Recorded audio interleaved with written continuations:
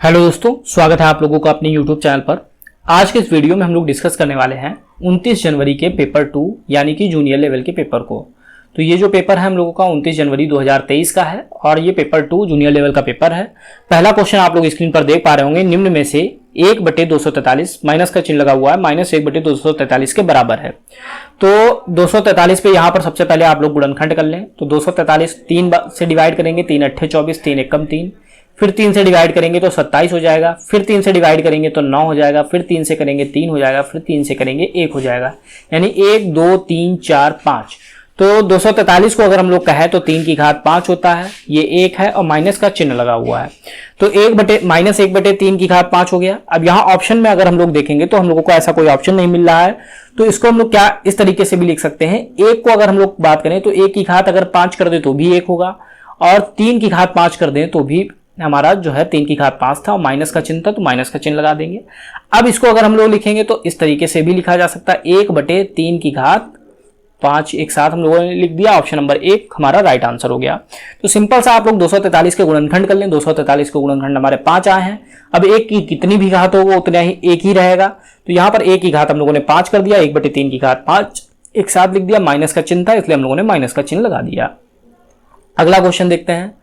अगले क्वेश्चन में कह रहा है -1/3 की घात 4 प्लस -1/3 की घात 1/6 की घात 3 का मान निम्न में किसके बीच में स्थित है। तो अगर हमने बात की थी, अगर माइनस का चिन्ह है और घात सम है तो ये प्लस में हो जाता है। जैसे -1 है और घात 4 है तो 4 सम है, तो यहां पर जो है 1 जो है ये प्लस में हो जाएगा, और 3 की घात 4 का मतलब होता है 3 × 9 = 27 × 81, तो 1/81 हो जाएगा ये। फिर यहां पर अब यहां पर देखेंगे तो ये माइनस का चिन्ह है लेकिन घात विषम है। जब माइनस का चिन्ह हो और घात विषम हो तो हमारा जो चिन्ह है वो माइनस का हो जाता है, तो इस चीज को आपको याद रखना है। अगर माइनस का चिन्ह है, घात सम है, तो हमारा जो चिन्ह है वो प्लस हो जाएगा। अगर माइनस का चिन्ह है, घात विषम है, तो हमारा जो चिन्ह है वो माइनस का रहेगा। तो अगर 6 की घात 3 की बात करी जाए तो 6 × 36 = 216 होता है, यानी 1/81 - 1/216। एलसीएम ले लेंगे 81 और 216 का, तो एलसीएम हमारा होता है 648। इसको आप लोग निकाल सकते हैं 81 और 216 का। कई बार हम लोगों ने एलसीएम के बारे में बात की है। तो 81 का अगर हम लोग देखेंगे तो यहाँ पर हमारा 8 आ जाएगा, ये 216 से डिवाइड करेंगे तो 3 आ जाएगा, यानी ये हो जाएगा 5/648। तो 5/648 है, इसको अगर हम लोग भाग करेंगे तो ये आ जाएगा 0.0077। तो जब हम लोगों ने इसको कन्वर्ट किया तो ये हमारा 0.0077 आया। अब जो हमारा ऑप्शन है इनको हम लोग देखेंगे तो -1 और 0 तो यहां पर भी नहीं आएगा, क्योंकि 0.007 0 से तो बड़ा है लेकिन 1 से छोटा है, तो 0 से बड़ा है और 0.5 के बीच में है। ऑप्शन नंबर 4 हमारा सही हो जाएगा, क्योंकि 0.5 से छोटा है और 0 से बड़ा है, तो ऑप्शन नंबर 4 हमारा सही हो जाएगा। इसमें 81 और 216 का एलसीएम 648 हो जाएगा, और 648 से 5 को डिवाइड करेंगे तो 0.077 आएगा। इसको आप लोग डिवाइड करके देख सकते हैं। अगर यहाँ पे डिवाइड करेंगे काफी लंबा वीडियो हो जाएगा। इसके अलावा केवल आपको देखने वाली बात यह है कि अगर आपका माइनस का चिन्ह है और जो घात है वो सम है तो आपका जो परिणाम है वो पॉजिटिव होगा। अगर आपका चिन्ह माइनस है और घात विषम है तो आपका जो रिजल्ट है वो निगेटिव होगा, यानी कि यहाँ पर हमारा ये जो बीच में प्लस का चिन्ह था ये माइनस में चेंज हो गया। इसको सॉल्व किया तो 5/648 यानी 0.077, जो कि 0 से तो बड़ा है लेकिन 0.5 से छोटा है, यानी ऑप्शन नंबर 4 इस क्वेश्चन का राइट आंसर होगा। अगला क्वेश्चन, निम्न संख्याओं में से कौन सी संख्या पाई और 3 सही 3/7 के बीच में स्थित है। तो पाई की बात की जाए तो पाई की वैल्यू होती है 3.14। 3 सही 3/7 की बात की जाए तो इसको हम लोग साधारण बिंदु में चेंज करेंगे तो 7 × 21 और 3 × 24, तो ये हो जाएगा 24/7। अब 24/7 को अगर हम लोग दशमलव में चेंज करेंगे तो भाग दे देते हैं, तो 7 दूनी 14, 7 × 21, तो 4 में से 1 गया 3, दशमलव लगाया, 0 बढ़ाया, 7 × 28, तो ये 2 बचा, तो 7 दूनी 14, यानी ये आ गया हमारा 3.42। अब ये था हमारा 3.14, ये है 3.42। अब किसके बीच में स्थित है, तो यहां पर आप लोग देख सकते हैं, क्योंकि पाई की वैल्यू 3.14 है, यानी 3.14 से बड़ा है, तो ये वाला तो ऑप्शन हमारा हट गया, ये वाला ऑप्शन हट गया।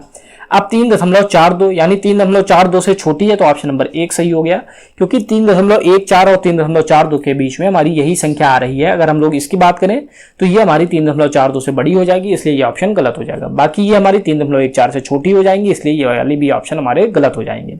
3.14 और 3.42 के बीच में हमारा ऑप्शन नंबर फर्स्ट आ रहा है, इसलिए इस क्वेश्चन का जो राइट आंसर होगा हमारा ऑप्शन नंबर 1। अगला क्वेश्चन है, 27 की घात 4 बटे 125 की घात 2 भाग 5 बटे 9 की घात -2 और 3 बटे 5 की घात 6। तो हम लोगों ने बात की थी कि अगर आपको इस तरीके से लिखा हुआ है a की घात -1 तो ये हमारा हो जाता है 1 बटे a, यानी कि ये जो हमारा जब भी घात माइनस होगी तो ये हमारे अंश और हर जो है पलट जाते हैं, व्युत्क्रम हो जाता है। जब उसी तरीके से यहाँ पर ये 5 बटे 9 की घात -2 है तो ये हमारा हो जाएगा 9 बटे 5 की घात 2। बीच में हमारा मल्टीप्लाई का चिन्ह है तो मल्टीप्लाई 3 बटे 5 की घात 6। अब इसको हम लोग ऐसे ही लिख देते हैं, भाग का चिन्ह है, भाग का चिन्ह लगा देंगे तो 27 की घात 4 बटे 125 की घात 2।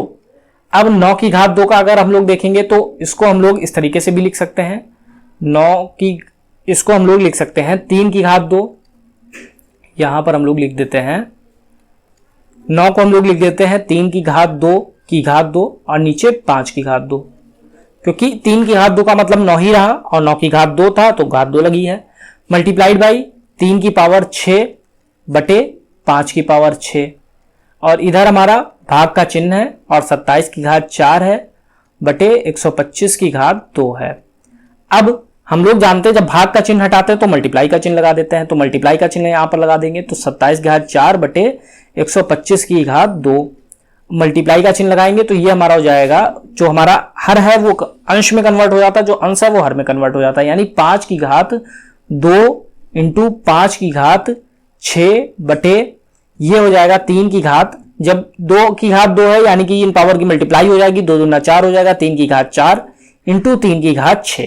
तो इस तरीके से हमारा चेंज हो गया। अब 27 को हम लोग लिख सकते हैं 3 की घात 3, क्योंकि 3 की घात 3 27 होता है, तो 3 की घात 4 बटे 125 को हम लोग लिख सकते हैं 5 की घात 3, क्योंकि 5 की घात 3 जो है 125 के बराबर होता है, की घात 2 गुणे 5 की घात 2 गुणे 5 की घात 6 बटे 3 की घात 4 गुणे 3 की घात 6। अब ये हो जाएगा 3 की घात 12 बटे 5 की घात 6 गुणे 5 की घात 2 गुणे 5 की घात 6 बटे 3 की घात 4 गुणे 3 की घात 6। अब अगर हम लोग डिवाइड करेंगे तो ये 6 और 2 8 हो जाएगा और ये 6 है, अगर हम लोग डिवाइड करें इनको तो 5 की घात 2 से डिवाइड करेंगे इसको तो 4 बचेगा, तो 5 की घात 4 से डिवाइड करेंगे तो 6 में से 4 जाएगा यानी 5 की घात 2 बच जाएगा। इसी तरीके से 3 की घात 4 और 6 यानी 6 और 4 10 हो गया, 3 की घात 10, 3 की घात 10 से 3 की घात 12 को डिवाइड करेंगे तो 3 की घात 2 बच जाएगा। तो 3 की घात 2 का मतलब 9, 5 की घात 2 का मतलब 25, 9 25 की मल्टीप्लाई करेंगे तो 225 हो जाएगा। हमारा आंसर आ जाएगा ऑप्शन नंबर 2। तो इसमें आपको केवल ये ध्यान रखना है जब भी घात माइनस में होगी तो आपके जो अंश और हर जो है आपस में चेंज हो जाएंगे। जैसे यहाँ 5 बटे 9 था तो ये 9 बटे 5 की घात 2 हो गया, ऐसे 3 बटे 5 की घात 6 हो गया, भाग का चिन्ह हटाया, मल्टीप्लाई का चिन्ह चेंज कर दिया, मल्टीप्लाई जब करते हैं तो अंश में चेंज हो जाता है, अंश में चेंज हो जाता है। फिर ये 27 को हम लोगों ने 3 की घात 3 लिख लिया, 125 को 5 की घात 3 लिख लिया, ये 3 की घात 12 हो गया, ये हमारा 5 की घात 6 हो गया। अब इसको आप लोग ऐसे भी कर सकते हैं, जब गुणा में घातें जुड़ जाती है, हम लोगों ने बात की थी, तो 5 की घात 8 हो गया ऊपर, नीचे 3 की घात 10 हो गया, तो 5 की घात 8 5 की घात 6 से डिवाइड किया तो ये ऊपर 2 बचा, यहां पर हमारा 9 बचा, 9 और 225 9 25 की मल्टीप्लाई करेंगे तो 225 हमारा ऑप्शन नंबर 2 इस क्वेश्चन का राइट आंसर हो जाएगा। नेक्स्ट क्वेश्चन है, इसमें हमें -5 की घात -11 लिखा हुआ है, 1 बटे 5 की घात 11 लिखा हुआ है, प्लस 5 की घात 11 इंटू -1 बटे 5 की घात 11, इसको सॉल्व करना है। तो फिर से वही चीज सेम, अगर माइनस का चिन्ह है सबसे पहले तो माइनस का चिन्ह है और जो हमारा ऊपर है ये भी माइनस है, तो इसको सबसे पहले हम लोग फिर वही चीज a की घात अगर -1 है तो हमारा 1 बटे a हो जाता है, तो a की घात -1 का है तो 1 बटे a हो जाएगा, तो ये हमारा हो जाएगा 1 बटे 5, माइनस का चिन्ह है तो माइनस का चिन्ह लगा देंगे, घात पॉजिटिव हो जाएगी 11 इंटू 1 बटे 5 की घात 11 प्लस 5 की घात 11 इंटू -1 बटे 5 की घात 11। अब क्या करेंगे, ये हमारा -1 बटे 5, ये माइनस का चिन्ह है तो माइनस को हम लोग बाहर कर देते हैं। अब 1 बटे 5 की घात और 1 बटे 5 की घात 11 यानी a की घात m इंटू a की घात n होगा, तो a की घात m प्लस n हो जाता है, ये हम लोग जानते हैं। तो ये हमारा हो जाएगा 1 बटे 5 की घात 11 प्लस 11 प्लस इस सेम हम लोग इधर भी यही करेंगे, इधर क्या करेंगे 5 की घात 11 है और ये -1 बटे 5 है, यानी अगर 1 बटे a लिखा है तो उसको हम लोग a की घात -1 लिख सकते हैं, तो ये माइनस का चिन्ह है तो माइनस का हमारा चिन्ह बना रहेगा और ये हो जाएगा -5 की घात, यहां पर हमारा चिन्ह हो जाएगा यहां पर -11, तो ये 5 की घात 11 इंटू -5 की घात 11। अब क्या करेंगे हम लोग, ये माइनस है, अब ये 1/5 है, तो 1/5 की घात ये हो गया हमारा 22। और यहाँ पर फिर से हमारे हर जब बराबर हैं, जब हमारा आधार बराबर है तो गुणा में घातें जुड़ जाएंगी, यानी ये 11 और -11 हो जाएगा, क्योंकि माइनस के चिन्ह है तो 11 और 11 कैंसिल हो जाएगा, और ये माइनस था तो यहाँ पर हम लोग माइनस लगा देते हैं। तो ये हो जाएगा हमारा -1/5 की घात 22, ये प्लस माइनस माइनस हो जाएगा, 5 की घात 0। 5 की घात 0 का मतलब 1 हो जाएगा, जब भी किसी की पावर 0 हो, a की पावर 0 तो 1 वैल्यू होगी। तो ये हो जाएगा हमारा -1/5 की घात 22, और ये हमारा हो जाएगा -5 की घात 0 का मतलब 1 हो जाएगा। अब हम लोग इसको कैसे लिख सकते हैं, इसको हम लोग इस तरीके से लिख सकते हैं 1/5 की घात 22 -1। अब हम लोग 5 की घात 22 एलसीएम ले सकते हैं, 5 की घात 22 एलसीएम लेंगे तो ये -1 ऐसे हो जाएगा, और ये हमारा यहाँ पर -5 की घात 22 हो जाएगा। अब यहाँ से हमारा यहाँ भी माइनस है, यहाँ भी माइनस है, माइनस को हम लोग बाहर कर सकते हैं, तो जब बाहर करेंगे तो ये पॉजिटिव हो जाएंगी दोनों चीज़ें, और हमारा आंसर आ जाएगा 5 की घात 22 + 1/5 की घात 22, यानी ऑप्शन नंबर 1 इस क्वेश्चन का राइट आंसर हो जाएगा। तो इसमें आप लोगों को देखने वाली बात यह है कि -5 की घात 11 है, -11 है, इसको हम लोगों ने तोड़ दिया इस तरीके से, जब भी a की घात -1 होगा तो 1/a हो जाएगा, तो हम लोगों ने -1/5 की घात 11 लिख दिया। अब हमारे जो आधार हैं ये बराबर हो गए, यानी गुणा में हमारी घातें जुड़ गई, तो गुणा में घातें जुड़ गई तो ये -1/5 की घात 22 बन गया। अब यहाँ 5 की घात -11 था, यहाँ -1/5 की घात 11 था, तो हम लोगों ने इसको उल्टा कर दिया, ये -5 की घात -11 हो गया, क्योंकि घात जो है यहाँ इस प्रोसेस से हम लोग इधर वाली प्रोसेस पे आए तो हमारी जो घात है वो निगेटिव हो गई। सेम हमारे आधार हो गए, यानी गुणा में घातें जुड़ गई, गुणा में घातें जुड़ी तो ये 5 की घात 0 बन गया। जब 0 होता है तो a की घात 0 की वैल्यू 1 होती है, तो अब हमारा यहाँ पर -1/5 की घात 22 -1 हो गया।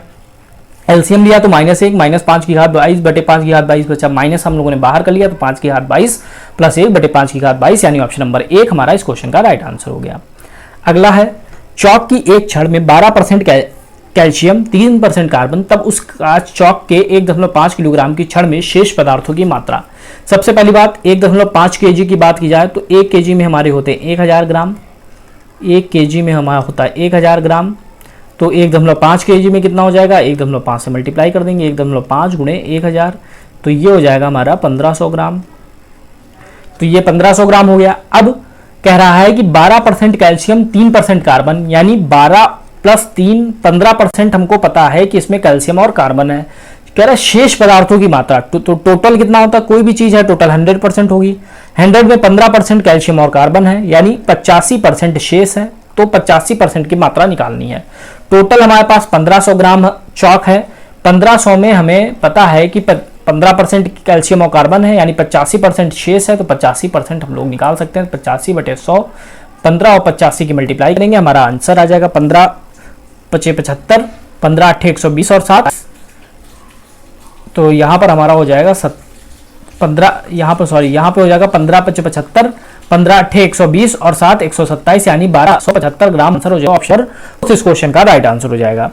तो इसमें सिंपल सा केवल आप लोगों को देखना था कि 1.5 kg का मतलब हो गया हमारा 1500 ग्राम, और इसके अलावा 12% और 3% कैल्शियम कार्बन पता था, यानी 15% चीजें पता थी। शेष हमारी हो गई 85%, क्योंकि कोई भी टोटल चीज होती है हमारी 100%।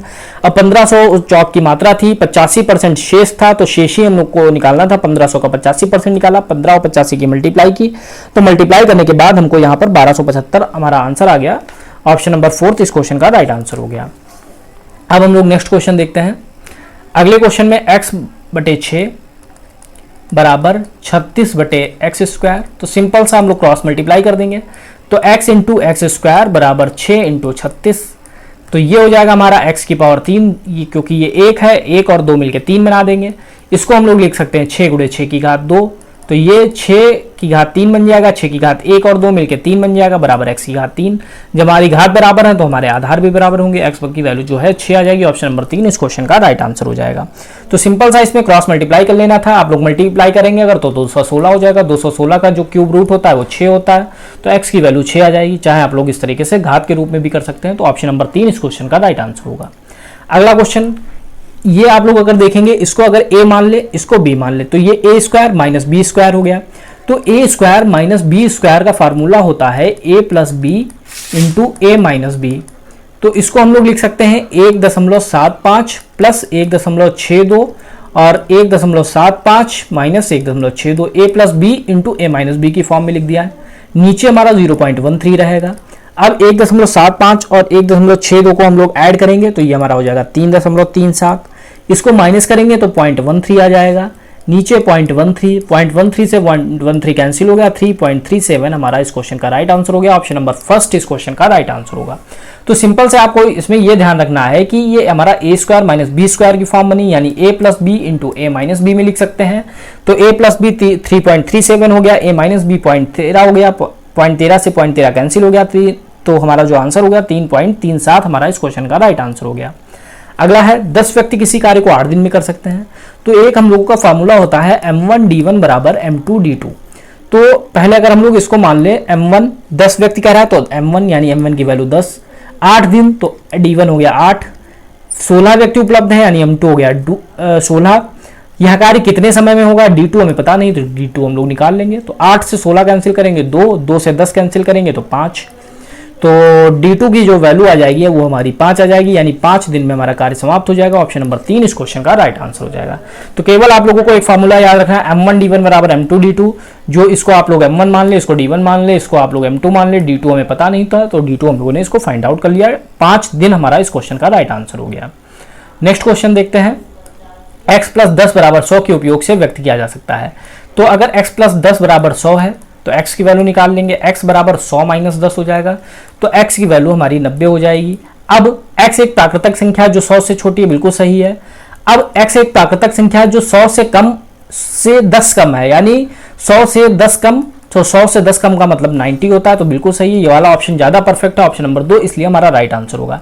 सही पहला भी है क्योंकि 100 से छोटी है, लेकिन इसमें हम लोगों को साफ साफ कह रहा है कि 100 से 10 कम यानी 90 है, तो हमारा इस क्वेश्चन का राइट आंसर जो है ऑप्शन नंबर 2 हो जाएगा। नेक्स्ट में कह रहा है 100 से 10 अधिक है, बिल्कुल गलत है। नेक्स्ट में कह रहा है 10 एक प्राकृतिक संख्या है जो 100 से छोटी है, तो गलत है क्योंकि x की वैल्यू तो हमारी 90 आई है, तो 90 इस क्वेश्चन का जो राइट आंसर हमारा होगा ऑप्शन नंबर 2 हो। अब नेक्स्ट क्वेश्चन है। नेक्स्ट क्वेश्चन में हम लोगों से कह रहा है ABCD एक चतुर्भुज है जिसमें कोण A बराबर 135 है, AB और BC परस्पर लंब है। तो यहां पर अगर हम लोग बात करें तो AB हमारा अगर ये है तो कह रहा है AB और BC परस्पर लंब है, यानी कि यहां से जो BC होगा वो कुछ इस तरीके से होगा और ये जो एंगल है हमारा 90 डिग्री का होगा। इस तरीके से हम लोग बना लें, इसको हम लोग यहाँ पे जो है B हो जाएगा, तो यहां पर हम लोगों का C हो जाएगा। अब कह रहा है कि कोण A जो है 135 डिग्री का है, तो कोण A जो है 135 है, तो इस तरीके से हम लोग लाइन खींच देंगे और फिर हम लोग इसको मिला देंगे, तो एक हमारा चतुर्भुज जो है वो बन जाएगा ABCD। इसको हम लोग D के नाम दे देंगे। अब ये हमें 90 डिग्री पता है, ये कोण हमें 135 डिग्री पता है। अब इसके अलावा कोण D हमको 60 दे रखा है, ये 60 हो गया। तो हमसे क्या पूछ रहा है, तब भुजाओं BC और CD के बीच का कोण, ये वाला कोण हम लोगों से पूछ रहा है। तो इसको अगर हम लोग x मान लें तो हम लोग जानते हैं कोई भी चतुर्भुज है तो चतुर्भुज के सभी कोणों का योगफल 360 डिग्री होता है। तो इसमें एक x है जो हमको पता नहीं है, एक 90 है, एक 135 है, तो एक 60 है, तो तीनों कोणों का योगफल 360 डिग्री। अब इसको हम लोग ऐड कर लेंगे, तो ऐड करने के बाद ये हमारा हो जाएगा 90, 135 और 60 को ऐड करेंगे तो 285 हो जाएगा बराबर 360। तो x बराबर 360 माइनस 285, तो 360 में से 285 माइनस करेंगे तो हमारा आ जाएगा 75 डिग्री और हमारा इस क्वेश्चन का जो राइट आंसर हो जाएगा ऑप्शन नंबर 1 हो जाएगा। इसमें केवल आपको सारी चीजें दी थी, A 135 दिया था, AB और BC परस्पर लंब है यानी 90 डिग्री हो गया, कोण D 60 है, तब हमसे ये वाला कोण पूछा गया था तो कोण x निकालना था। तो सारे जब कोण हमको पता है 3, तो चौथा कोण हम लोग आसानी से निकाल सकते हैं क्योंकि कोई भी त्रिभुज में सभी चारों कोणों का योगफल जो है वो 360 डिग्री के बराबर होता है। अगला है एक वर्ग निम्न में से कभी नहीं हो सकता। तो वर्ग की अगर बात की जाए तो वर्ग हमारा कुछ इस तरीके से बनता है जिसकी चारों भुजाएं बराबर होती हैं और इसके अलावा ये 90 होगा, ये 90 होगा, ये 90 होगा और ये 90 होगा। अब कभी नहीं हो सकता। अब अगर आयत की बात की जाए तो आयत का जो हमारा होता है कुछ इस तरीके से होता है। अब इसमें क्या है, ये 90 होता है, ये भी 90 होता है और जितने भी कोण हैं ये सभी हमारे 90 होते हैं। इसके अलावा ये और ये समांतर है, ये और ये समांतर है। इसकी बात की जाए तो इसमें ये और ये समांतर है, ये और ये समांतर है, यानी एक वर्ग जो है हमेशा एक आयत हो सकता है, तो ये वाला तो ऑप्शन हो सकता है। अब समांतर चतुर्भुज की बात की जाए तो समांतर चतुर्भुज कुछ इस तरीके से बनता है, इसमें ये और ये हमारे जो है समांतर होंगे, ये और ये समांतर होंगे, तो एक वर्ग जो है एक समांतर चतुर्भुज भी हो सकता है। फिर एक समचतुर्भुज की बात की जाए तो समचतुर्भुज जो है हमारा कुछ इस तरीके से बनता है। समचतुर्भुज में ये सभी कोण हमारे बराबर होते हैं। इसके अलावा सभी भुजाएं बराबर होती हैं और सभी भुजाओं के साथ साथ ये एक दूसरे के समांतर भी होती हैं, यानी एक वर्ग जो है एक समचतुर्भुज भी हो सकता है। अब पतंग की बात की जाए, अगर हम लोग पतंग की बात करें तो पतंग का जो आकृति होती है कुछ इस तरीके से होती है। ऊपर की जो आकृति होती है छोटी होती है और नीचे की बड़ी होती है। तो इस तरीके से अगर आप लोग देखेंगे तो पतंग और वर्ग का कोई भी मैच नहीं है, यानी वर्ग जो है कभी भी एक पतंग नहीं हो सकता। ऑप्शन नंबर 4 इस क्वेश्चन का राइट आंसर हो जाएगा। तो अगर आप लोगों से पूछा जाए, वर्ग एक आयत हो सकता है, एक समांतर चतुर्भुज हो सकता है, एक समचतुर्भुज हो सकता है, लेकिन एक पतंग नहीं हो सकता। ऑप्शन नंबर 4 इस क्वेश्चन का राइट आंसर हो जाएगा। नेक्स्ट है, दो रेखाखंड AB और PQ परस्पर O पर प्रतिच्छेदित करते हैं। तो दो रेखाखंड है, एक हम लोग मान लीजिए ये AB है और इसको मान लीजिए ये PQ है और दोनों O पर प्रतिच्छेदित कर रहे हैं। ये AB PQ और ये प्रतिच्छेदित कर रहे हैं O पर। बिंदुओं B और Q को मिलाया जाता है। तो B और Q इसको अगर हम लोग मिला दें तो इस तरीके से हो गया। यदि AOP 60 है, यदि ये वाला कोण 60 है, तो कोण OBQ यानी कोण OBQ ये वाला कोण BQO ये वाला कोण, तो इसका मान पूछा गया है। तो हम लोगों ने बात की थी जब भी ये कोण अगर दिया है तो सेम यही कोण ये हमारा शीर्षाभिमुख कोण से ये दोनों कोण बराबर हो जाएंगे और ये हमारा हो जाएगा 60 डिग्री। अब अगर हम लोग प्रयोग कर लें त्रिभुज OBQ का, तो त्रिभुज OBQ में क्या है, कोण BOQ प्लस कोण BQO प्लस कोण OBQ। अब तीनों कोणों का योगफल 180 होगा क्योंकि त्रिभुज के तीनों कोणों का योगफल 180 डिग्री होता है। BOQ की वैल्यू हम लोगों को 60 पता है, तो कोण BQO प्लस कोण OBQ बराबर 180। तो कोण BQO प्लस कोण OBQ की वैल्यू हम लोग निकाल सकते हैं 180 माइनस 60। 180 में से 60 जाएगा, 120 बचेगा, यानी ऑप्शन नंबर जो है 4 सही हो जाएगा क्योंकि कोण OBQ और BQO का योगफल पूछ रहा था और यही हमारा यहां से आया, यानी इस क्वेश्चन का जो राइट आंसर हो जाएगा हमारा 120 डिग्री, ऑप्शन नंबर 4 हो जाएगा। तो यहां पे जब भी बात की जाए तो 60 डिग्री और 60 जब ये हमारा 60 है तो शीर्षाभिमुख से ये भी हमारा 60 हो जाएगा। तो जब 60 ये हमारे बराबर होगा तो बाकी हम लोगों ने त्रिभुज OBQ का प्रयोग किया तो हमें पता चल गया कोण BQO और OBQ का योगफल जो है 120 डिग्री के बराबर होगा। अगला क्वेश्चन देखते हैं, त्रिभुज MAT। तो त्रिभुज हम लोग एक बना लेते हैं MAT, इसको नाम दे देते हैं MAT। अब इसके साथ साथ एक और त्रिभुज बना लेते हैं NOR, इसमें NOR कह रहा है, इसको भी हम लोग नाम दे देंगे। कह रहा है TM और RO बराबर है, TMT ये वाला और RO, तो हम लोग इसको नाम दे देते हैं R, इसको दे देते हैं ये और ये बराबर है। MA RN बराबर है MA और RN, यानी ये और ये बराबर है। यदि TMA 65 है, TMA ये 65 है, तो RNO ये वाला कोण, NOR ये वाले कोण का योगफल कितना होगा। तो जब ये भुजा बराबर है, ये भुजा और ये भुजा बराबर है, इसके साथ साथ ये दोनों सर्वांग सम है, तो ये वाला जो कोण है ये इस कोण के बराबर होगा, ये हमारा 65 डिग्री हो जाएगा। अब सेम हम लोग त्रिभुज NOR का प्रयोग कर लेंगे। NOR में क्या हो जाएगा, कोण हमारा NRO प्लस कोण हमारा RNO प्लस कोण RON का योगफल जो है 180 डिग्री के बराबर हो जाएगा। अब NRO जो है हमको 65 दिया है प्लस RNO प्लस NOR, या फिर हम लोग कह सकते हैं RON बराबर 180। तो हम लोग निकाल सकते हैं RNO प्लस कोण NOR बराबर 180 माइनस 65। तो 180 में से 65 माइनस करेंगे तो हम लोगों को आंसर मिल जाएगा। तो 10 में से 5 गया 5, 7 में से 6 गया 1, 115 डिग्री हम लोगों का आंसर हो जाएगा, ऑप्शन नंबर 2। तो इसमें जब ये दोनों त्रिभुज हमारे सर्वांग सम थे तो ये कोण और ये कोण भी हमारा बराबर हो जाएगा। जब ये कोण बराबर हो गया तो इन दोनों का योगफल हम लोग आसानी से निकाल सकते हैं क्योंकि किसी भी त्रिभुज में तीनों कोणों का योगफल 180 डिग्री होता है। तो कोण RNO प्लस कोण NOR का जो मान हो जाएगा वो 115 डिग्री हो जाएगा, ऑप्शन नंबर 2 इस क्वेश्चन का राइट आंसर हो जाएगा। नेक्स्ट क्वेश्चन देखते हैं। नेक्स्ट क्वेश्चन में LIFE एक चतुर्भुज है जिसमें कोण L और कोण F और इसके अलावा कोण I और कोण E है बराबर है, तब LIFE एक है। तो अगर हम लोग बात करें, कोई अगर हम लोग चतुर्भुज बना ले किस तरीके से, या इस तरीके से हम लोग एक चतुर्भुज बना ले और इसमें इसको वैल्यू दे दें LIFE, इससे भी आप लोग समझ सकते हैं। इसको अगर हम लोग नाम दे दें LIFE, अब कह रहा कोण एल और एफ बराबर है, क्योंकि इसमें सभी बराबर हो रहे थे इसको, इसलिए हम लोगों ने छोड़ दिया। कह रहा कोण एल और कोण एफ यानी आमने सामने के कोण बराबर है, कोण आई और कोण ई यहां पर आमने सामने के कोण बराबर है।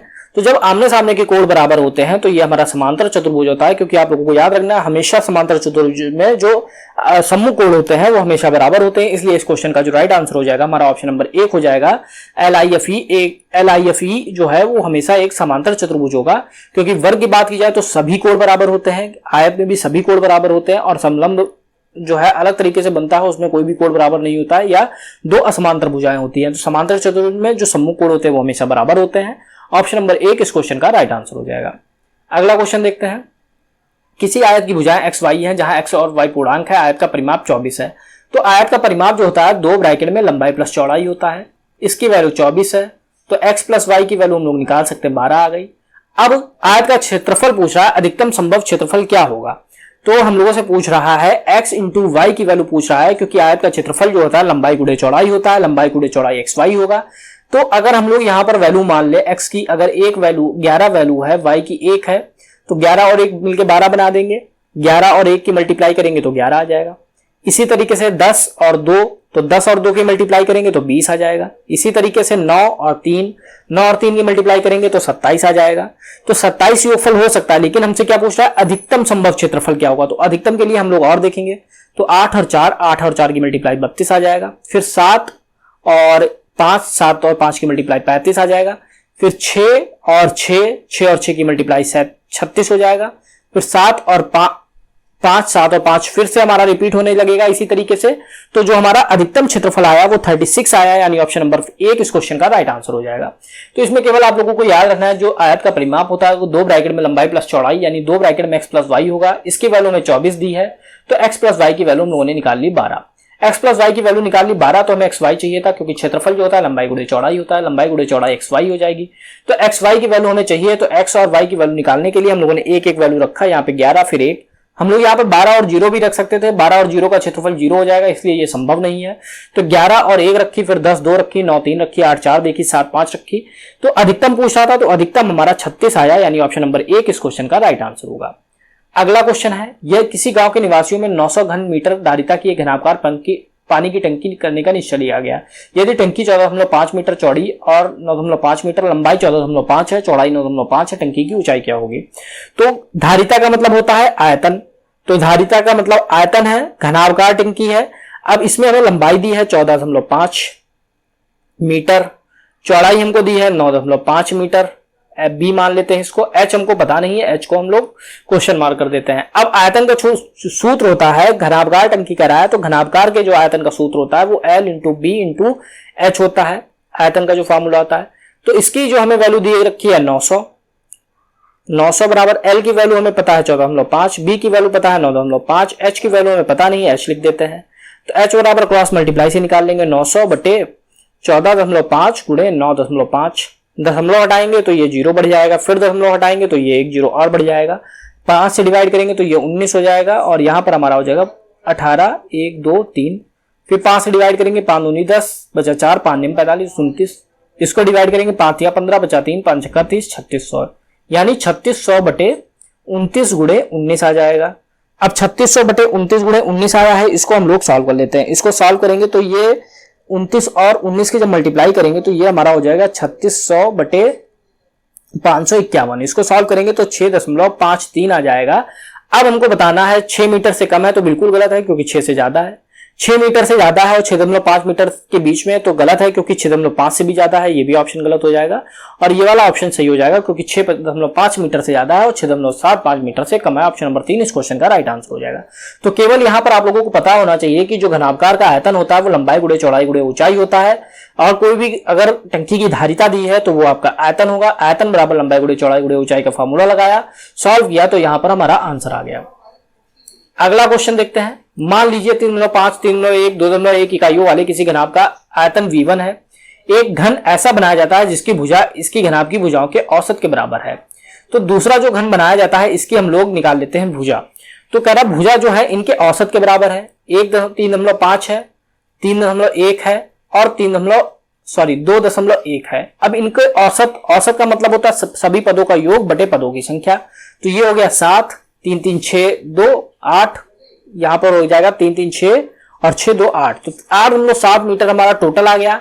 अब औसत निकालना है, तो औसत के लिए क्या कर देंगे, पदों का योग बटे पदों की संख्या। तो पदों का योग ये हो गया, पदों की संख्या से डिवाइड करेंगे, यानी पदों की संख्या हमारी 3 थी, 1 2 3, तो 8/7 बटे 3 करेंगे तो ये हो जाएगा हमारा 2.9। तो ये हमारी आ गई भुजा, क्योंकि कह रहा था भुजा जो है औसत के बराबर है, तो दूसरी हमें भुजा पता चल गई। अब V2 निकाल सकते हैं। V2 क्या है, दूसरे घन का आयतन है, तो भुजा क्यूब होता है घन का आयतन, तो 2.9 की घात 3 हो जाएगा। तो 2.9 की घात 3 करेंगे तो इसको आप लोग सॉल्व कर सकते हैं। यह हमारा आ जाएगा 24.389, और ये जो है जो भी हमारी इकाई है वो हो जाएगी वर्ग क्यूब, सॉरी यहां पर हो जाएगा घन इकाई, क्योंकि जो हमारा आयतन का जो मात्रक होता है वो घन इकाई होता है, तो 24.389 घन क्यूब हो गया। अब जो हमारा पहला वाला था ये घनाभ था, तो घनाभ का भी आयतन निकाल लेंगे, क्योंकि घनाभ आयतन में ही हमसे संबंध पूछा है, तो V1। अभी घनाभ के आयतन के बात की थी, लंबाई गुणे चौड़ाई गुणे ऊंचाई, तो 3.5 गुणे 3.1 गुणे 2.1, तो 3.5 3.1 और 2.1 की मल्टीप्लाई करेंगे तो ये आ जाएगा 22.785। अब हमसे क्या पूछा है, यदि इस घन का V2 है तो V2 बराबर है, यानी V2 और V1 में संबंध पूछा है, तो V2 हमारा पहली बात ज्यादा आया है, तो यहां पर जो हमारा ये वाला तो ऑप्शन गलत हो गया, V1 में से कम, क्योंकि V1 से ज्यादा है V2। तो हम लोग निकाल लेते हैं कितना ज्यादा है, तो 24.389 से माइनस कर देंगे कितना, 22.785। तो 9 में से 5 गया 4, 8 में से 0 गया 0, 13 में से 7 गया 6, और इधर हमारा आ जाएगा 1.604 अधिक है। किससे अधिक है, V1 से अधिक है। ऑप्शन नंबर 1 इस क्वेश्चन का राइट आंसर हो जाएगा। तो इसमें हमें भुजा कह रहा था सभी भुजाओं का औसत के बराबर है, तो 3.5 3.1 2.1 का टोटल किया और 3 से डिवाइड कर दिया, क्योंकि औसत होता है पदों का योग बटे पदों की संख्या। तो भुजा हमें पता चल गई 2.9। फिर हम लोगों ने V2 निकाल लिया, क्योंकि घन है तो घन का जो आयतन होता है भुजा क्यूब होता है, तो 2.9 का क्यूब हो गया। 2.9 का क्यूब होता है 24.389। तो घन का जो मात्रक आयतन का जो मात्रक होता है घन इकाई होता है, तो 24.389 घन इकाई हो गया। अब घनाभ का आयतन हम लोगों ने निकाल लिया लंबाई गुणे चौड़ाई गुणे ऊंचाई से, तो ये हमारा आ गया 22.785 क्यूब घन 785 घन क्यूब घन इकाई। तो अब हमें V2 पता चल गया, V1 पता चल गया, दोनों में संबंध निकालना था, तो V2 ज्यादा है। कितना ज्यादा है ये हम लोगों ने माइनस कर दिया, इन दोनों को माइनस किया तो 1.604 ज्यादा है, यानी अगर V1 में हम लोग 1.604 जोड़ देंगे तो हमें V2 मिल जाएगा। ऑप्शन नंबर 1 इस क्वेश्चन का राइट आंसर हो जाएगा। नेक्स्ट क्वेश्चन देखते हैं। अगले क्वेश्चन में कह रहा है किसी पार्टी में सम्मिलित लड़कों की संख्या वर्षों में का औसत 12 है तथा इस पार्टी में सम्मिलित सभी लड़कियों की आयु की औसत जो है 13 है। यदि इस पार्टी में लड़कों की संख्या 10 और लड़कियों की संख्या 5 है तो लड़कियों की आयु का औसत क्या होगा। तो इसमें दिया है लड़कों की जो आयु का औसत है वो 12 है और लड़कों की जो संख्या है वो 10 दी है, यानी अगर बॉयज का हम लोग टोटल निकालना चाहें आयु का तो हम लोग निकाल सकते हैं, क्योंकि जो औसत गुणे संख्या, तो 12 औसत है 10 संख्या है, तो जो टोटल हो गया 120 हो गया। फिर कह रहा सभी लड़के लड़कियों की आयु का औसत वर्षों में 13 है। तो इसमें अगर बात की जाए लड़कियों की आयु का वर्ष जो 13 है, यदि इस पार्टी में लड़कों की संख्या 10 और लड़कियों की संख्या 5 है तो लड़के और लड़कियों का टोटल हम लोगों को दिया है, यानी बॉयज प्लस गर्ल्स का हम लोगों को औसत दिया है मिला के 13। अब लड़कों की संख्या 10 लड़कियों की संख्या 15, यानी टोटल संख्या हमारी 15 हो गई और टोटल औसत हमारा 13 है। तो टोटल हम लोग निकाल सकते हैं लड़के और लड़कियों का, इन दोनों की मल्टीप्लाई कर देंगे, 15 और 13 की मल्टीप्लाई करेंगे तो ये हमारा हो जाएगा 13 × 5 = 65, हासिल लगा 6, 13 × 1 = 13 और 6 19 195, तो ये हमारा 195 आ गया। अब ये हमारा 120 है, यानी बॉयज का केवल 120 है टोटल, अब बॉयज प्लस गर्ल्स हमारा 195 आया है, हमें चाहिए गर्ल्स, तो गर्ल्स को हम लोग निकाल सकते हैं माइनस करके, तो 195 माइनस 120 कर देंगे, तो ये 5, 9 में से 2 आ गया 7, तो 75 जो है हम लोगों की 75 वर्ष आयु आ गई। और हम लोगों से पूछ रहा था औसत आयु, तो औसत एवरेज निकालने के लिए क्या करेंगे, कुल योग, तो कुल योग हमारा 75 बटे कुल संख्या, तो गर्ल्स की संख्या कितनी थी 5 थी, क्योंकि यहां पर हम लोगों को दे रखी है 5, तो 5 से डिवाइड कर देंगे, 15 × 5 = 75, यानी 15 वर्ष इस क्वेश्चन का राइट आंसर हो जाएगा। Option number 2। तो इसमें आप लोगों को क्या देखना है कि औसत जो है लड़कों की आयु का औसत 12 दिया है और लड़कों की संख्या जो है 10 दी है, यानी बॉयज का जो टोटल हो जाएगा 120 वर्ष हो जाएगा। फिर 10 लड़के 5 लड़कियां, टोटल जो छात्र हैं वो 15 है और टोटल जो औसत है वो 13 है, तो 15 और 13 की मल्टीप्लाई किए तो 195 वर्ष टोटल आ गया।